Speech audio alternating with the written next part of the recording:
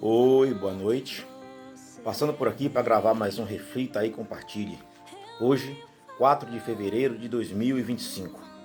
Hoje, falando sobre a direção do Espírito Santo, baseado em Atos 16, versículos 6 e 7, que diz assim: E passando pela Frígia e pela província da Galáxia, foram impedidos pelo Espírito Santo de anunciar a palavra na Ásia.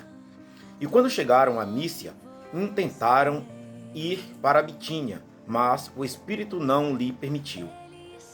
Qualquer pessoa que analise, esses dois versículos, carnalmente, logo diria: bom, se me impede para não fazer a vontade de Deus, claro, Claro que não é Deus falando, Isso não vem de Deus, mas vem de Satanás.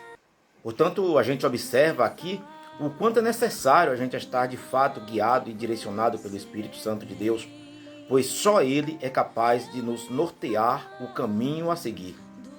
Em João, no capítulo 16, no versículo 13, diz assim: Mas quando vier o Espírito de verdade, ele vos guiará em toda a verdade, porque não falará de si mesmo, mas dirá tudo o que tiver ouvido e vos anunciará o que há de vir.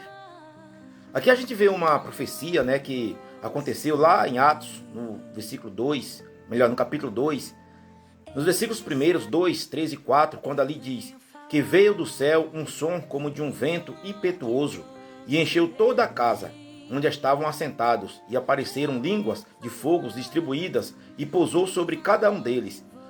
Todos ficaram cheios do Espírito Santo e passaram a falar em outras línguas, segundo o Espírito lhe concedia que falassem. Só para recapitular, línguas partidas como de fogo, não eram línguas de fogo, como se fosse. Em Atos 16, diz assim: E aconteceu que, indo nós à oração, nos saiu ao encontro uma jovem que tinha espírito de adivinhação, a qual, adivinhando, dava grande lucro aos seus senhores. Esta, seguindo a Paulo e a nós, clamava, dizendo: Estes homens que nos anunciam o caminho da salvação são servos do Deus Altíssimo. E isto fez ela por muitos dias.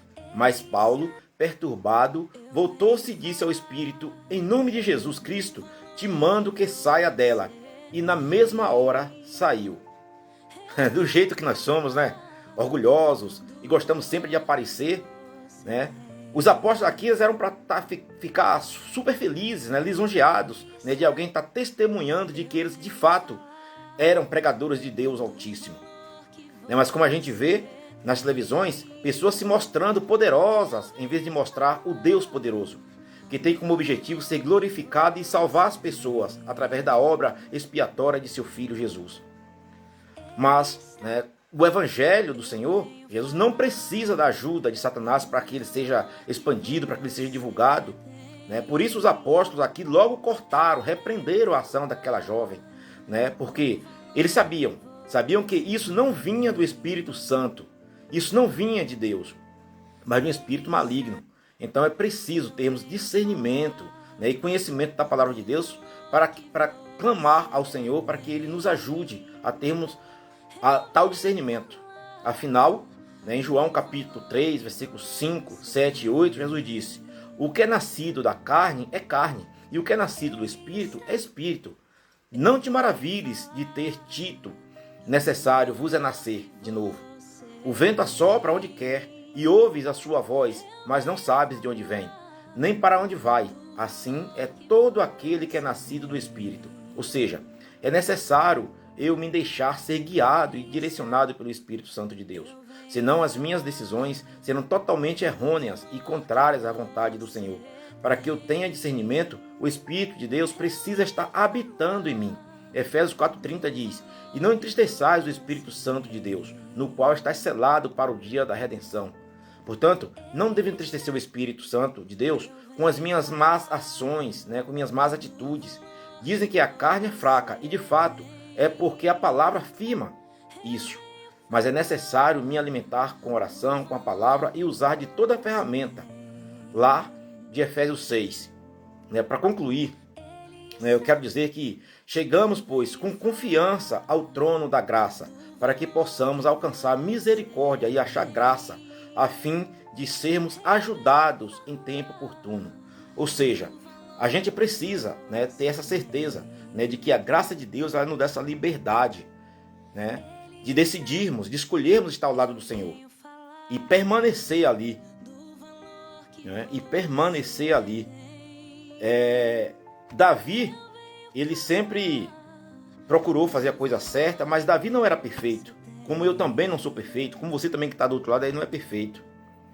Mas Davi era aquele homem que se derramava na presença do Senhor. Lá em Atos 13, 22 e também em 1 Samuel, capítulo 13, 14, lá Deus chama Davi do homem segundo o coração de Deus, o homem segundo o meu coração, Deus dizendo. Mas Davi não era perfeito. Então eu e você também não somos perfeitos. O mundo ele vai nos acusar, como também acusou Jesus. Ele vai nos acusar.